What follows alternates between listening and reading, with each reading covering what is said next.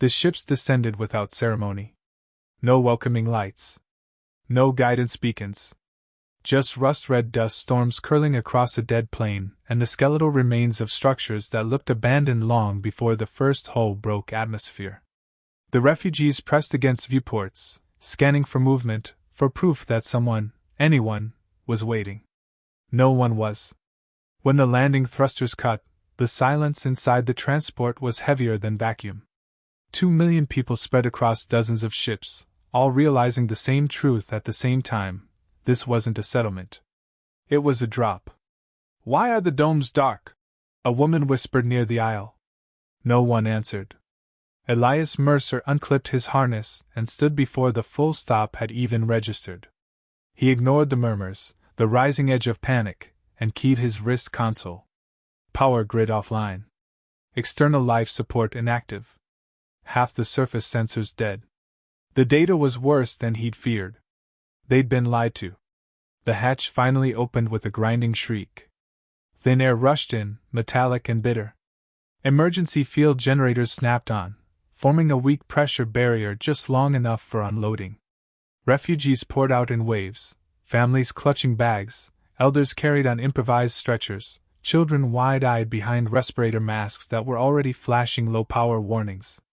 Shelters rose from the dust like broken ribs. Domes cracked. Frameworks unfinished. The place smelled of oxidized metal and neglect. "This is Sector 9?" a man demanded, coughing. They said it was prepped. Elias crouched beside a flickering control node, fingers moving fast. "It was," he said quietly. "Years ago." The node went dark in his hands. Within an hour, the alarms started. Oxygen distribution fell below minimum thresholds. Water recyclers refused to initialize. Thermal regulation lagged behind the dropping Martian night. Medical tents overflowed before they were fully assembled. A child collapsed near the main ramp, her breathing shallow, lips tinged blue. "Medic!" someone shouted. Elias was already there, sealing a portable mask over her face and cranking the flow higher than protocol allowed. The gauge dipped dangerously low. "We're out," the medic said, voice shaking. "We don't have enough." Elias looked up slowly. "How many shelters are active?" "Less than half what the manifest promised." That settled it. He rose and scanned the crowd. Fear was spreading faster than the cold. Groups were breaking apart by language, by habit, by instinct. That was how people died, isolated, waiting for instructions that would never come. A large screen flickered to life above the central platform. Director Helena Voss appeared, calm and composed, Earth's blue oceans glowing behind her like an accusation. "Citizens," she said, voice smooth, rehearsed. "Congratulations on your successful relocation. Mars represents humanity's next great chapter." The feed cut mid-sentence as a power surge rippled through the camp. Elias exhaled sharply. "Figures." "Was that it?" someone yelled. "That's all they have to say?" Distress signals screamed into the void. Automated requests for resupply bounced back with polite delays and legal phrasing. No live channels. No responses. A man grabbed Elias by the sleeve. "You look like you know what you're doing. Are they sending help?" Elias met his eyes and told him the truth. "No." The word hit harder than any alarm.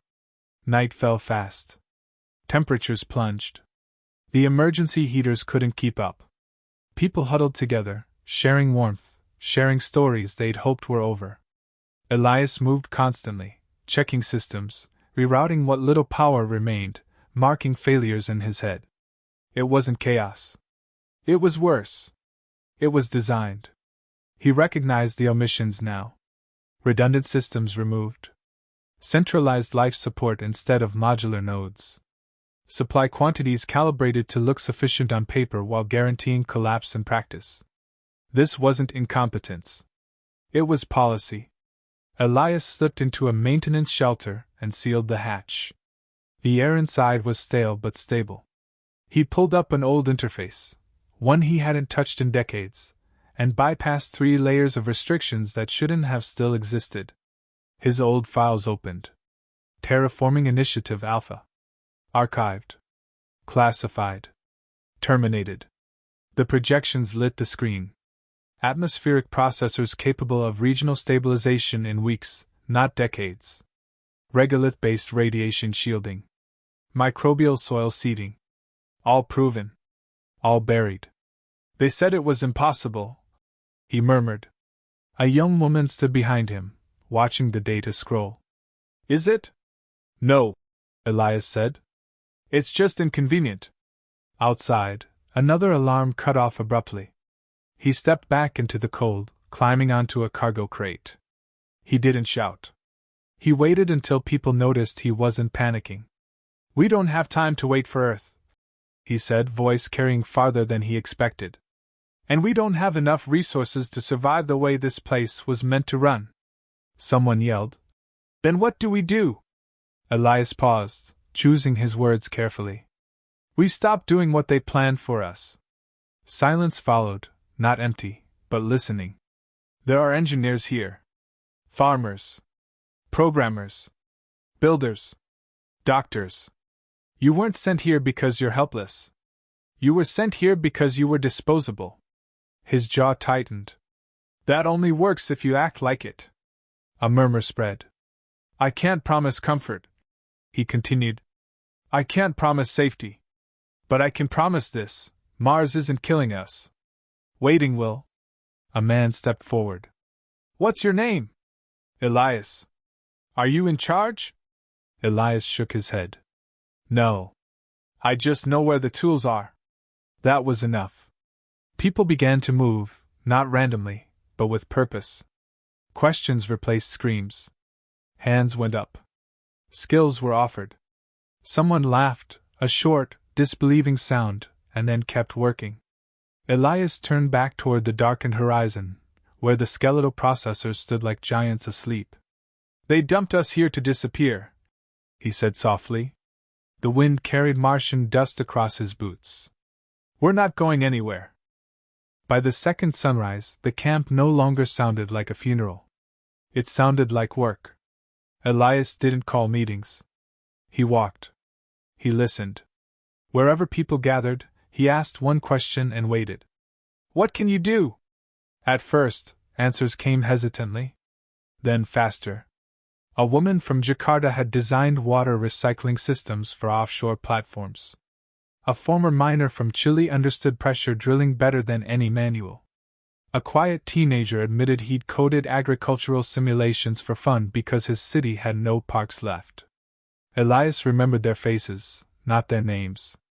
Names could wait. He marked the broken systems on his slate, not to fix them as designed, but to dismantle them. Centralized oxygen distribution was the first to go. It'll kill us all if it fails, Elias said, kneeling beside an open conduit. One rupture and we suffocate together. So what's the alternative? The miner asked. Many small lungs instead of one big one. They stripped the network down to portable loops, short-range, independent units scavenged from mining rigs and emergency pods. Each shelter became its own system. Inefficient on paper. Unkillable in practice. When the first loop stabilized, a cheer went up. Not loud. Controlled. People didn't want to waste air celebrating. Children ran power cables. Elders sorted tools. A former schoolteacher kept lists, organizing shifts without being asked. The camp learned to flow around obstacles instead of waiting for them to be cleared. Food was next. The hydroponics bays were outdated and underpowered, but intact. The lighting grid failed halfway through initialization, plunging rows of nutrient trays into shadow. We can't grow enough, a botanist said flatly. Not like this. Elias crouched beside the control panel. We don't need variety. We need calories. They scrapped the crop diversity protocols and funneled resources into fungal protein vats. Ugly, efficient, fast. The smell turned stomachs, but hunger argued louder. Within 48 hours, nutrient paste was flowing. Not pleasant. Enough. Water came from below. The permafrost drill hadn't been intended for habitation support, but the miner laughed when Elias hesitated. Ice is ice, he said. Politics don't change physics. They drilled. The first extraction flooded the holding tanks with brown slush that took hours to purify. When clean water finally spilled into containers, people stared at it like it was sacred. That night, someone played a harmonica near the heaters. No one told him to stop. By the 5th day, the camp had stopped calling itself a camp. They called it here. Energy output climbed steadily. Improvised solar arrays tilted toward the weak sun. Thermal exchangers scavenged from abandoned domes began stabilizing night temperatures. Every solution was temporary. Every temporary fix bought time. Elias slept in 4-hour fragments, usually on metal crates. When he closed his eyes, he saw schematics overlaying faces. Mercer. He looked up. A woman stood near the command shelter, arms crossed. She wore a cracked visor and a sharp expression. "They're watching us," she said. "I know," Elias replied. A new transmission cut through the static that afternoon. Not pre-recorded this time. "Unauthorized planetary modification detected," the voice announced. No face. Just authority. "Cease all non-approved activity immediately." A ripple passed through the crowd. "What does that mean?" someone asked. "It means they didn't expect us to last this long," Elias said. The voice continued. "Failure to comply will result in sanctions." A man near the water tanks laughed, a raw, incredulous sound. "Sanctions? On what?" The transmission ended. Elias didn't smile, but something in his chest loosened. Fear had cracked. In its place was anger sharpened into focus. "They want us dependent," the teacher said quietly. "Weak." Elias nodded. "Then we don't give them that." That evening, they expanded. The first pressure-stabilized chamber opened beneath a reinforced mining trench. Regolith walls sealed with polymer foam formed a crude underground habitat. It wasn't pretty. It was safe. Children slept there first. When the air monitor stabilized, a young boy removed his respirator and inhaled deeply. His mother froze, then followed. The numbers held. She covered her mouth and cried without sound. By the 7th day, energy readings spiked high enough to trigger Earth's long-range monitors. Elias saw the alert before anyone else did. He closed it without comment and kept working. New teams formed organically. No hierarchy. No ranks. If a plan worked, it spread. If it failed, it was abandoned without blame. Someone painted symbols on a dome wall, hands lifting a circle. No flags. No slogans. "Should we stop them?" a medic asked, nodding toward the mural. Elias shook his head. "Let people mark what matters to them." The second warning arrived at night. This time, Helena Voss appeared. Her image hovered above the camp, crisp and well-lit. She looked disappointed, like a teacher addressing unruly students. "Mr. Mercer," she said, voice carrying easily, "your actions are reckless. You are endangering lives." Elias stepped forward into the light. "We're alive," he said. "That's your failure, not mine." Gasps rippled through the crowd. "You are not authorized to terraform," Voss replied. "Mars is not a sovereign zone." Elias tilted his head. "Neither is a graveyard." Her expression tightened for half a second before smoothing again. "Stand down. Assistance will be arranged." "When?" someone shouted. No answer. Elias looked back at the people behind him. They were tired. Filthy. Focused. "We're not asking permission," he said calmly. "We're building." The transmission cut. Silence followed, then movement. Tools lifted. Panels opened. Lights flared on across the basin, one by one. Mars didn't change that night. Humanity did. By the 10th day, Mars no longer felt empty. The air still bit at exposed skin, thin and sharp, but it carried something new, moisture, faint and unmistakable. Condensation gathered along the inner skins of the processors each morning, clinging like proof. Sensors confirmed what lungs already suspected. Oxygen levels were climbing, not just inside shelters, but across open zones. Elias stood with a group of engineers on a ridge overlooking the basin. Below them, lights traced new paths, not scattered anymore, but intentional. Power lines ran clean.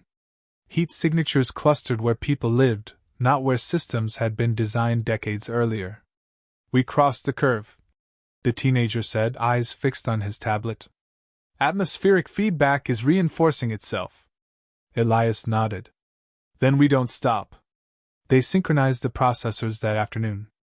Not all at once, that would have torn the balance apart, but in overlapping waves. Each unit fed the next, pressure and oxygen thickening in controlled pulses. The models Elias had once been ordered to forget unfolded exactly as they had back then. Except this time, people were inside the equations. Someone suggested a name. We can't keep calling it Sector 9, a woman said during a break. That's their label. What do you want to call it? Elias asked. She glanced around at the domes, the tunnels, the figures moving between them without hesitation. New Dawn Basin. No one argued. The name spread faster than any broadcast. It appeared on data slates, on painted walls scratched into metal supports. A declaration without paperwork. On the 13th day, children played outside the shelters for 6 minutes without respirators. Elias watched from a distance, every sense alert, ready to order masks back on. The air held.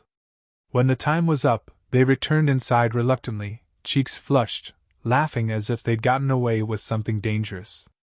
6 minutes today, a medic said, recording vitals. Maybe 10 tomorrow. That was when Earth pushed back properly. The transmission cut into the central feed during peak cycle, interrupting a systems briefing. Helena Voss appeared again, sharper this time, the patient's gone. You are approaching a critical threshold, she said. If you continue, you will destabilize planetary equilibrium. Elias stepped into frame. Mars has been unstable for 4 billion years. This is not a debate, Voss replied. Shut down the processors. You are violating interplanetary accords. Those accords didn't feed us, Elias said. They didn't give us air. They didn't even give us shelter. Her lips thinned. You are risking catastrophic failure. Elias glanced sideways. Live feeds from New Dawn Basin were streaming to independent channels now. Earth citizens were watching refugees build with their bare hands. Then explain why your supply manifests were falsified, Elias said calmly. Explain why half the life support systems were deliberately outdated. Explain why emergency resupply was never scheduled. Murmurs rippled through the crowd, and he knew through Earth's networks. That information is classified, Voss snapped. People dying don't care about classification, Elias replied. The transmission ended abruptly. Cheers didn't follow. Instead, a heavy quiet settled. They all understood what came next. That night, the first system failed. Not catastrophically. Precisely. One processor shut down without warning. Then another, in a different sector. Diagnostics showed no physical faults. No power interruption. Elias stared at the logs, pulse steady but cold. It's a kill pattern. From Earth? The miner asked. From us, Elias said. From years ago. He pulled up the old firmware buried beneath modern interfaces. Lines of code lit up, conditional triggers tied to atmospheric thresholds, designed to activate once terraforming succeeded beyond survivability. They built in a leash, the teenager whispered. They built in a switch, Elias corrected. Alarms spread across the basin as oxygen output dipped. The decentralized loops prevented collapse, but the margin narrowed fast. Can we override it remotely? Someone asked. Elias shook his head. Not all of it. He stood, already moving. We go manual. The override access points were exposed, external, never meant for sustained use. Volunteers suited up without being asked. No speeches. No hesitation. I'll go, the miner said, sealing his helmet. So will I, the botanist added. Elias grabbed a harness. I'll coordinate. You're not irreplaceable, the teacher said, gripping his arm. No, Elias replied. But I'm responsible. They moved into the cold, boots crunching against regolith dust. Wind clawed at their suits. The processors loomed, massive and unforgiving. Inside the control housing, lights flickered. Elias patched directly into the system, fingers flying, rerouting pathways faster than the kill code could choke them. One processor came back online. Then another. A voice cut through the comms. Stand down, Helena Voss said. You are escalating this situation beyond recovery. Elias didn't look at the camera feed. You already decided that, he said. You just didn't expect witnesses. Deactivate now, she demanded. Or Earth will intervene. With what? Elias asked. Orbital strikes? Sanctions? Silence? Static crackled. You can't undo this, Boss said, quieter now. Elias finally looked at the feed. That's the point.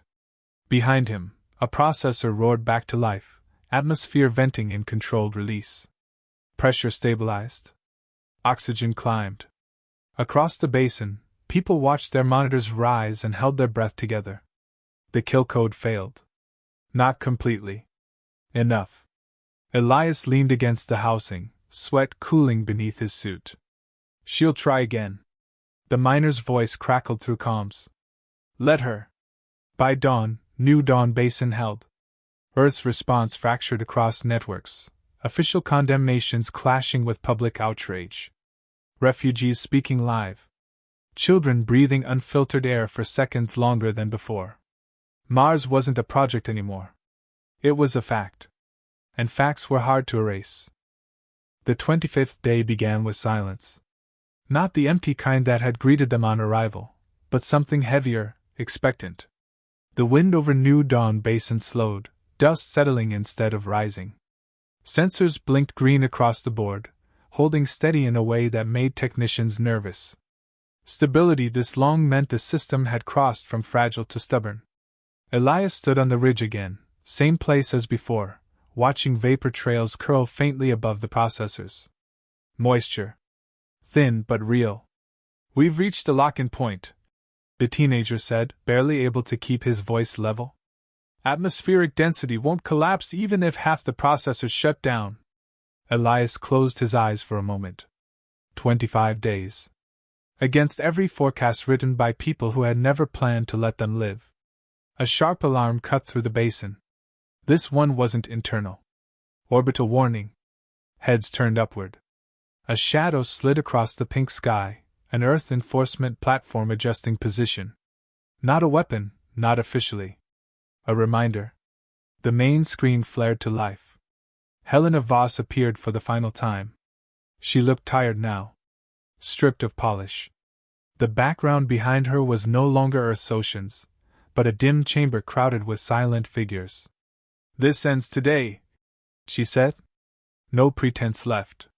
You will shut down the remaining processors and accept supervised control. No, Elias replied.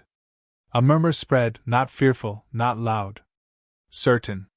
You don't understand the consequences, Voss said. Mars is not legally yours. If we declare this zone hostile, you'll be declaring genocide, Elias interrupted. Her jaw tightened. You are forcing our hand. Elias gestured behind him. The feed switched, live, unfiltered, showing children in the open air, masks dangling and used, laughing as they chased drifting dust plumes. Medics monitored vitals calmly. Engineers stood by panels they had rebuilt from scrap. Your hand was forced when you dumped us here, Elias said. We just survived it. One of the figures behind Voss leaned forward, whispering urgently. She waved him off. You think public sympathy protects you? She demanded. You think outrage lasts longer than hunger? Elias stepped closer to the camera. His voice didn't rise. It didn't need to. You bet on us breaking, he said. You bet we'd wait. We didn't. The orbital platform's trajectory updated on the screen. Calculations scrolled faster. Then stopped. The teenager's tablet chimed. Atmospheric saturation confirmed, he said. We're past reversal. Elias smiled, not wide, not triumphant. Relieved. Va saw it. Her expression shifted, just slightly, as she understood. You can't touch this anymore, Elias said. Not without killing everyone. And you won't. Not on record. For a heartbeat, no one spoke. Then one of the silent figures behind her stood. Director, he said carefully. Global response is unfavorable. Another voice cut in. Multiple governments are withdrawing support. They're calling this an unauthorized abandonment operation. Voss stared at Elias, anger flickering into something colder. You think this is victory? Elias considered that. I think it's survival, he said. The rest is up to us. The transmission ended without ceremony. Above them, the orbital platform adjusted again, this time away. A breath passed through New Dawn Basin. Then another. Then a sound Elias hadn't heard since Earth. Applause. Not thunderous. Not wild. It spread in waves, hands clapping, voices breaking, people hugging without fear of breaking seals or wasting air. Can we? A child asked, pointing at his mask. A medic checked the readings, nodded once. The boy pulled it off and inhaled deeply. Others followed, cautiously at first, then faster. Laughter broke out, sharp and disbelieving. Tears streaked dust-streaked faces. Elias stepped down from the ridge and disappeared into the crowd. Someone tried to grab his arm. Elias! You should. No, he said gently, moving past. This isn't about me. The processors hummed steadily, their work nearly done. Terraforming had crossed from experiment to condition. Mars would never be Earth, but it didn't need to be. Later, as the light softened and the sky deepened into unfamiliar colors, people gathered in the open basin. No domes overhead. No suits. Just jackets against the chill and the strange, precious weight of breathable air. They planted the first crops directly into treated soil. Not symbolic seeds, but real ones, engineered roots sinking into Martian ground for the first time without protection. The teacher watched children press dirt down with careful hands. What do we call ourselves now? She asked Elias quietly. He looked around. At the lights. The shelters. The people who had built all of it with nothing but refusal and skill. People, he said. That's enough. Above them, Mars held the sky they had changed. Earth faded into distance, not abandoned, not hated. Just no longer in control. Humanity hadn't been rescued. It had adapted. And on the 25th day, on a world meant to bury them, 2 million people stood unmasked beneath an alien sky and breathed freely, because they chose to.